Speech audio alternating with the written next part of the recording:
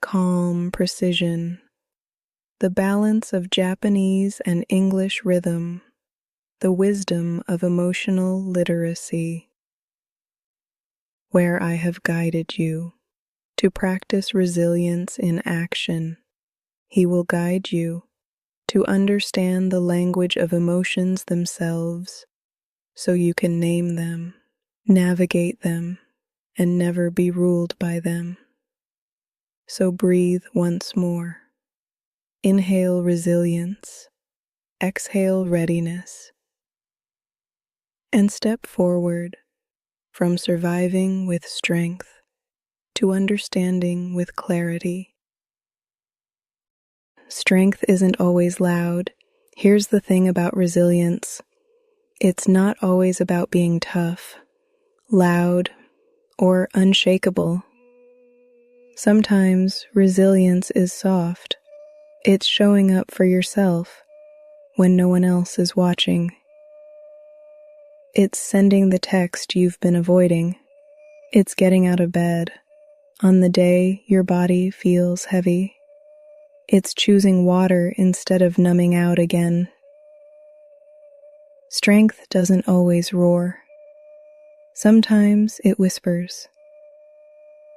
And those whispers, they add up.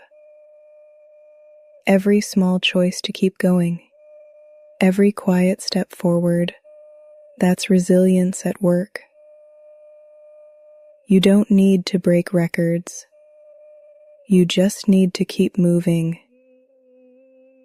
Resilience lives in the small wins, the bed you made this morning, the walk you took instead of scrolling, the moment you paused to breathe instead of spiraling. These things may feel tiny, insignificant even, but your nervous system notices. Your mind takes notes. Your body remembers. I can still choose. Small wins stack. They build momentum. They remind you that you're not powerless, even when life feels overwhelming. So don't underestimate the little things. Write them down. Celebrate them. Let them remind you resilience isn't built in a single leap. It's built one steady step at a time, and every step counts. Here's something we don't talk about enough. Stress isn't always the enemy. Stress means your body is trying to rise, to meet a challenge. The problem is when it doesn't stop, when the pressure never lets up, when the system never resets. That's when stress turns into burnout. And burnout isn't a badge of honor. It's a warning sign. So resilience isn't about pretending stress isn't real. It's about learning how to notice it early. Listen to what it's telling you and release it before it breaks you down. So what does coping without collapsing look like? It looks like pausing to stretch when your body feels tight. It looks like drinking water before your third coffee. It looks like naming your feelings out loud. I'm overwhelmed. I'm frustrated. I'm tired. So they don't stay bottled up inside.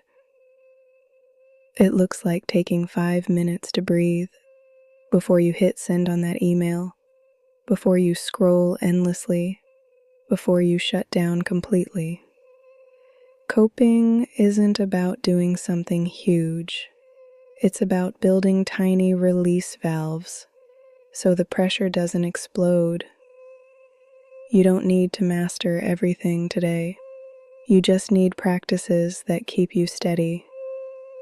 And steadiness, not perfection, is what keeps resilience alive. So the next time stress rises, Ask yourself, what's one small thing I can do right now to ease this pressure without collapsing under it? That one thing, that's resilience in action. Here's the truth nobody likes to say out loud. You're going to fall sometimes.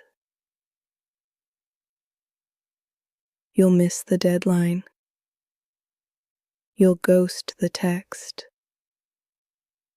You'll quit the habit you swore you'd keep.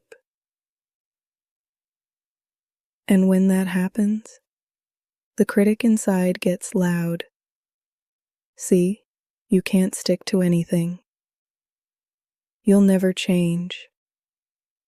You always mess it up. But listen, falling doesn't mean failing. Falling is human. Failing is when you decide not to rise again. Resilience isn't about never falling. It's about refusing to let the fall be the final word. Every stumble is an invitation. Will you stay down, or will you rise different this time? Here's the secret. Setbacks can be fuel. When you pause to ask, what did this teach me? The fall becomes information, not condemnation. Missed the workout? Now you know mornings drain you, so maybe evenings fit better. Fell back into old habits? Now you know the triggers, so you can plan your environment differently. Every setback carries a seed of strategy, if you choose to look for it. And when you rise again, you're not starting from zero.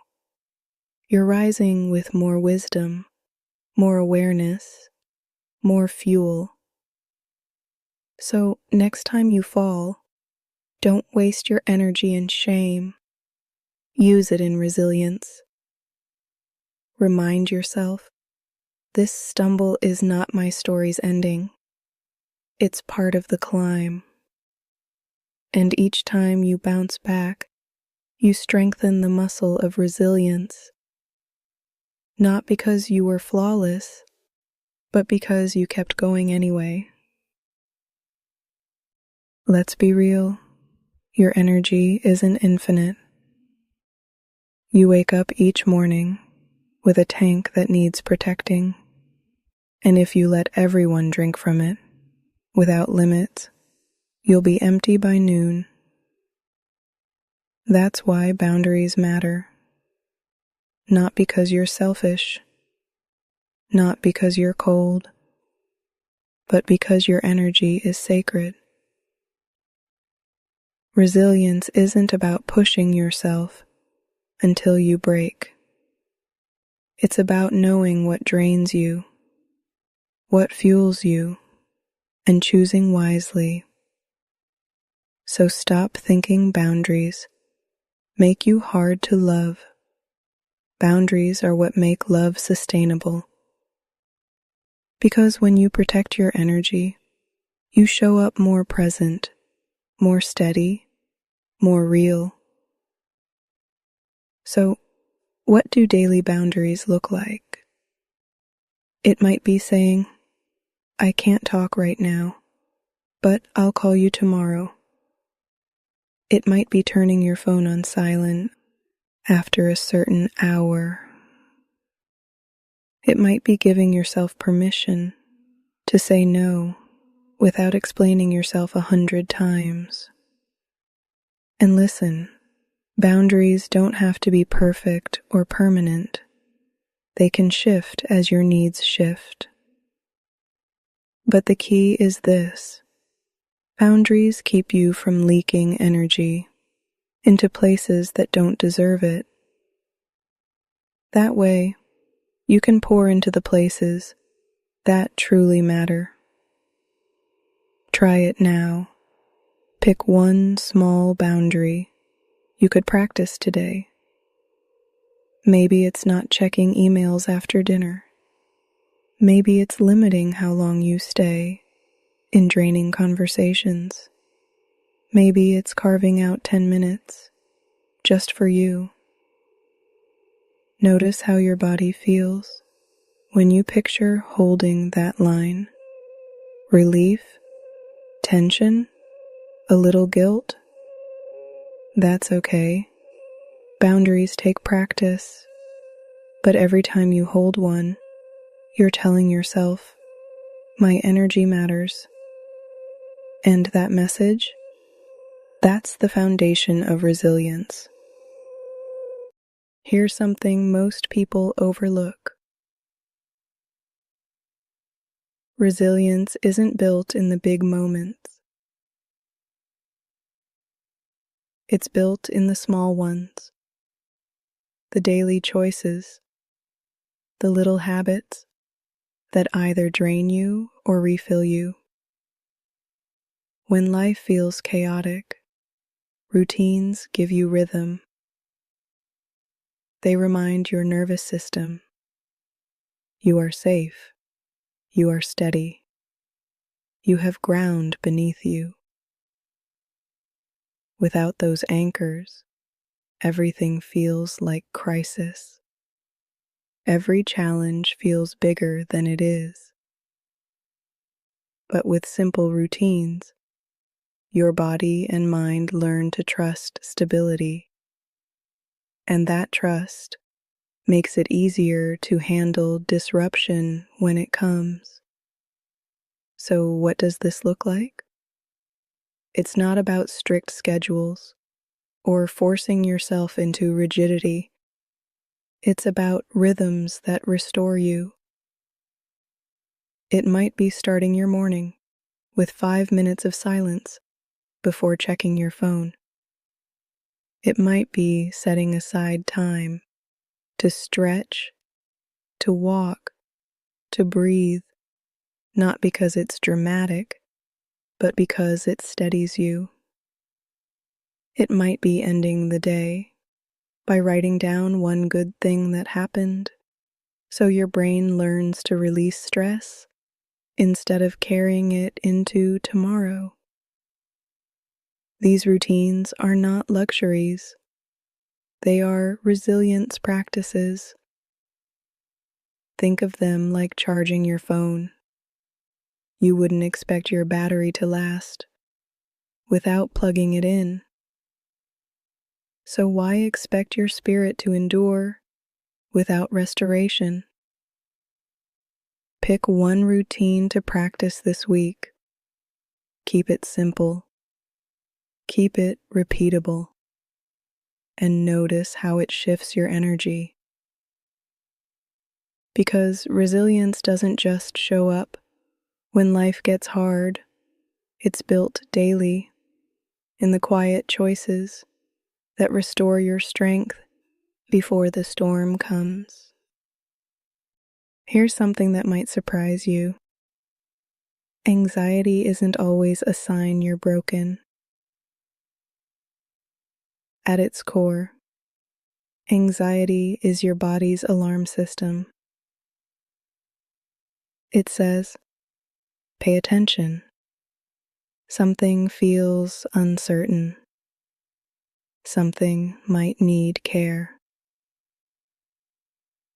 The problem comes when the alarm never shuts off. When every sound, every thought, every possibility feels like a siren blaring inside your chest.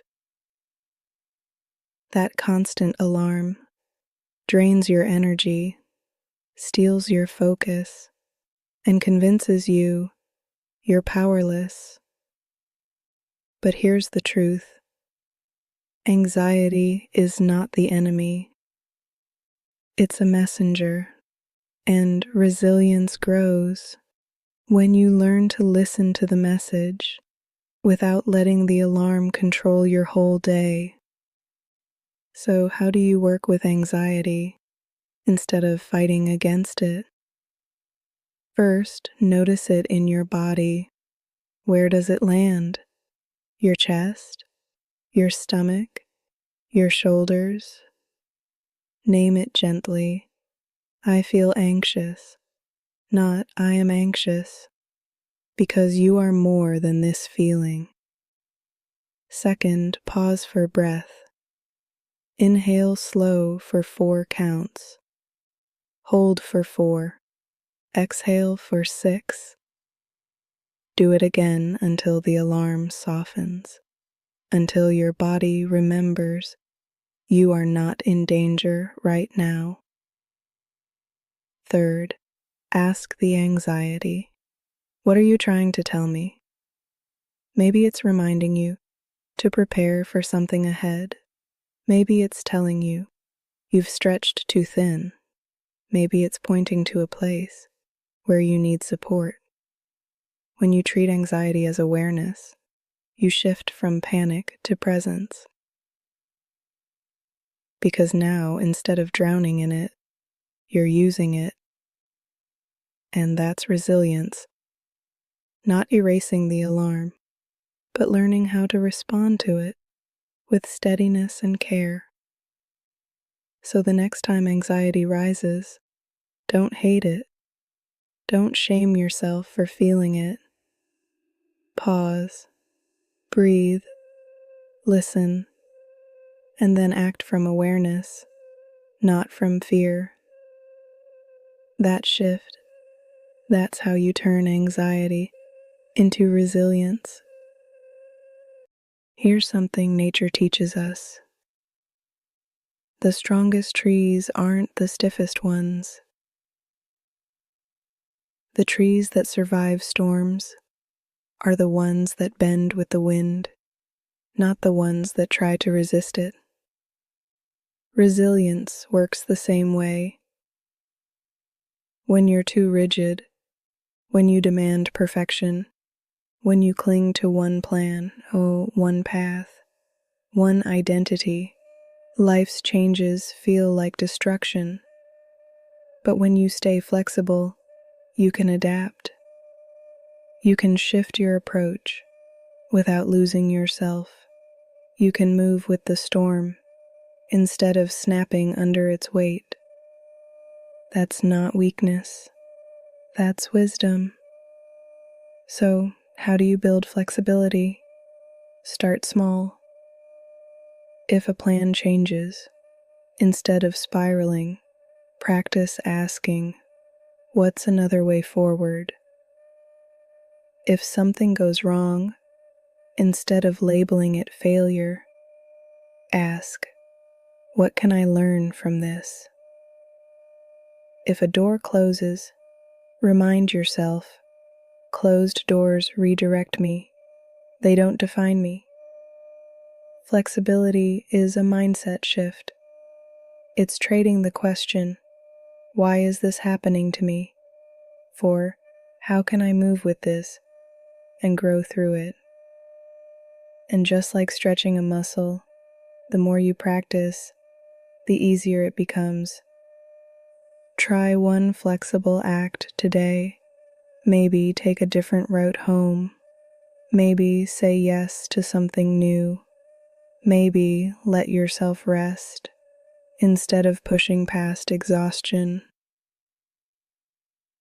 Every time you practice bending, you prove to yourself, I don't have to break.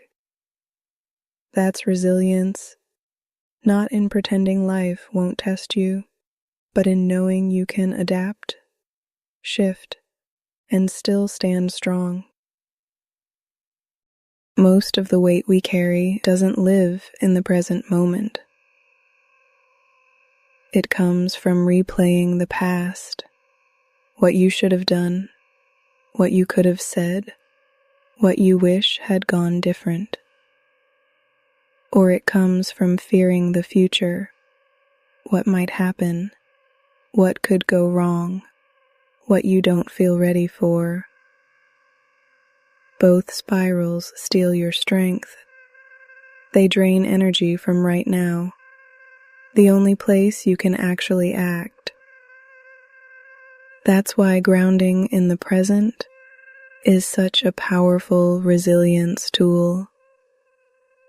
Because when you anchor here, in this breath, in this step, in this choice, you take back control from the swirl of past and future. Here are a few ways to practice. Start with your senses.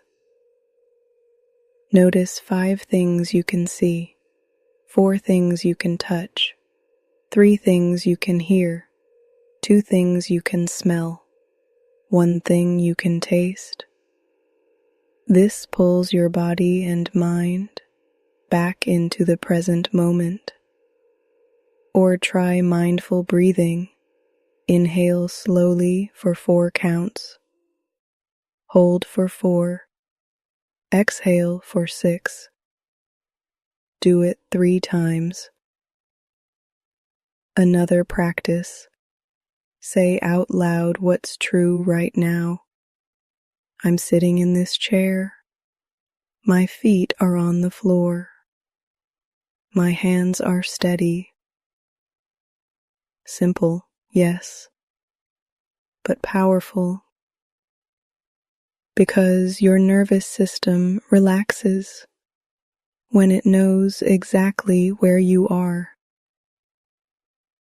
Grounding isn't about denying the past or ignoring the future. It's about reclaiming your power in the one place you actually have it, here. And each time you ground yourself, you strengthen the truth. I can handle this moment. Not tomorrow, not yesterday, this one. And that's how resilience grows. One present breath at a time. Sometimes people roll their eyes at hope, like it's soft, like it's naive, like it belongs only to dreamers. But hope, real hope, isn't blind. It's brave. Hope is saying, yes, I see the struggle. Yes, I know the odds. Yes, I feel the weight. And still, I will believe in a future worth moving toward. That's not ignorance. That's courage. Because despair is easy. It takes no effort to give up. But hope is a daily decision to keep walking when the road feels long. And that decision is what fuels resilience. So, how do you keep hope alive, especially on the hard days? You start small. Write down one thing you're looking forward to, even if it's as simple as tomorrow's sunrise, a phone call with a friend, or finishing a book you love. Speak hope into your day. This moment is heavy, but it won't last forever. Surround yourself with reminders, quotes on your wall, songs that lift you, stories of people who endured and made it through. And when despair whispers, "What's the point?" answer with hope. The point is, I'm still here. The point is, I still matter. The point is, tomorrow still holds possibility. Hope doesn't have to be loud. It doesn't have to be constant. It just has to be present enough to keep you moving. Because resilience isn't built on certainty. It's built on faith that your effort, your healing, your journey is worth continuing. So let hope be your fuel, not as fantasy, not as denial, but as daily courage, the choice to rise again, to step forward, to keep building tomorrow. We've walked through the truth tonight. Resilience isn't about being unshakable. It's not about never falling, never stressing, never breaking down. Resilience is about rising again. It's choosing small wins daily. It's setting boundaries to protect your energy. It's learning to breathe through anxiety, to bend instead of break, to root yourself in the present moment. Resilience is fueled by hope, not blind optimism, but the quiet courage to believe tomorrow still matters. And when you put all of that together, you see resilience for what it really is. Not perfection, but persistence. Not being untouched, but being unbroken. That's the strength you carry now. Take one more breath with me. Inhale steady. Exhale slow. Hold this truth in your chest. You are more resilient than you give yourself credit for. And resilience practiced daily becomes not just survival, but strength. But the journey doesn't end here. Resilience is powerful, yes, but it deepens even more when paired with understanding.